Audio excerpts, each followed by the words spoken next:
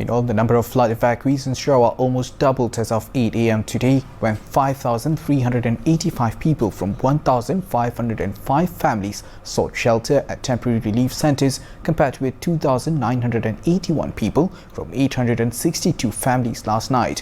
Based on the latest report from the Sarawak Disaster Management Committee Secretariat, Bintulu has the highest number of flood victims, with 1,481 people from 396 families placed in 6 centres, followed by Serian with 1,442 people from 446 families in 15 centres. The number of affected districts also increased from 12 as of 8 p.m. yesterday to 14 today, with the number of centres activated rising from 36 to 47.